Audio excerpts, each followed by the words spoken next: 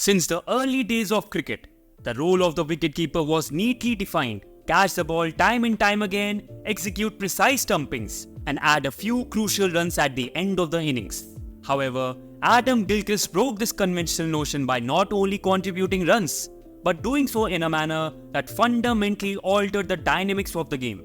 Meanwhile, behind the stumps, his lightning-fast reflexes and impeccable technique set new standards for wicket-keeping excellence.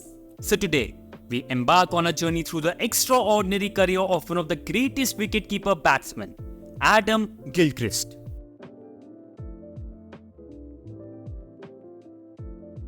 Gilchrist was a game-changer in every sense of the word. His explosive batting and acrobatic wicket-keeping set new benchmarks for generations to come. However, his start wasn't a fairy tale, as only a few believed he could make it to the big stage. Everyone felt he was just an ordinary batsman who could keep a bit.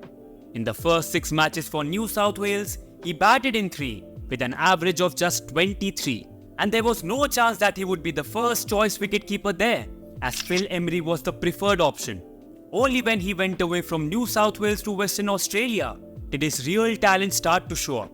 The coach there expected him to be a good cricketer, but not the genius he turned out to be. But this genius would not have been recognized if Steve Waugh did not make that decision of promoting Gilchrist as an opener. According to Waugh, it was a sudden thought. During the interval, just few minutes before Australia went out to bat, the captain changed the batting lineup, and history was changed from that moment. His audacious style combined with impeccable timing and power often propelled him to deliver match-winning performances when his team needed it most. Every opposition knew if Gilly had a day out, they'd definitely lose. On the rare occasion that the Australia top 6 failed, he would invariably change the game in a session with a counter-attacking 100, as he did against Pakistan in 1999, where he single-handedly saved Australia from the jaws of defeat by making an unbeaten 149. Gilchrist was an integral member of the World Cup winning squad of 1999, and his explosive innings of 54 of 36 deliveries in the final all but secured the title for Australia. You know, to open the batting with Gilly in one-day cricket was like, as a fan, pulling up the best seat in the house and watching him just desecrate any bowling. Gilchrist attributed his batting techniques from early training with his father, where he would defend shots, sometimes only gripping the bat with his right hand, and would end a session to simply play attacking and unorthodox shots to finish the day on a fun note. And what makes his batting more special is that he didn't even bat that much in the nets. According to Justin Langer, he used to do wicket-keeping 90% of the time and kept the 10% for batting. The first batsman in history to slam a century of sixes, Gilchrist could change the complexion of the game in a matter of a session. No matter if you bowl fast or spin, attack him or defend against him, you simply cannot predict what the man will do. I think in one-day cricket, as an opener, definitely number one. Gilchrist was impossible to bowl.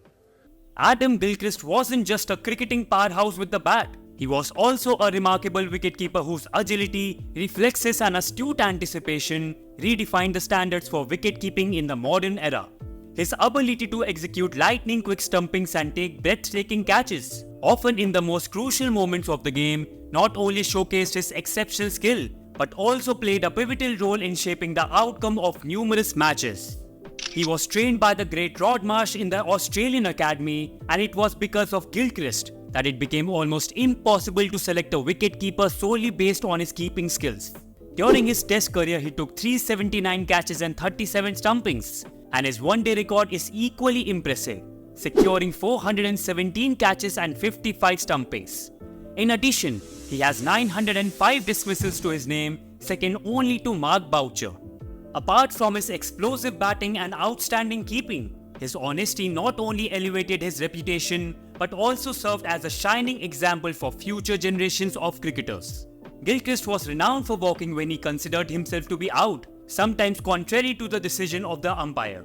One of the examples was in a semi-final match against Sri Lanka in the World Cup 2003, when the umpire gave him not out. Still, Gilchrist walked towards the pavilion, and I bet if in place of Gilchrist there was any other Australian cricketer, he would not have walked out. And against the same opponents in the 2007 World Cup final, Adam Gilchrist played his best ever innings, as he single-handedly helped Australia win the third consecutive ODI World Cup. He smashed Sri Lanka to all parts and made an outstanding 149 of just 104 balls. This innings by Adam Gilchrist was one for the ages. And this innings is also famous for the squash ball that Gilchrist used while batting, which although was a risky move but paid dividends. To do something like that in a World Cup final takes a lot of courage.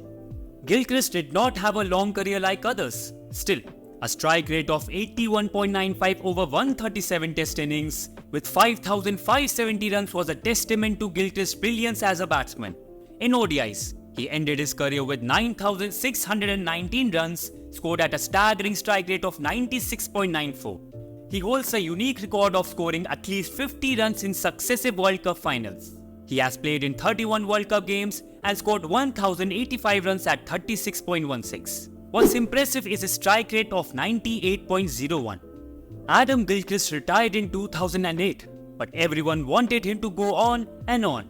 Even then, Prime Minister Kevin Rudd suggested Gilly to reconsider his retirement decision, but Gilchrist was convinced that he has lost his competitive touch and it was time to go.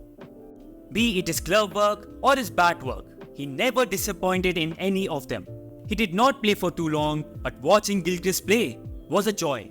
His aggressive batting style and impeccable wicket-keeping was a sight to behold, and he always played with a smile on his face.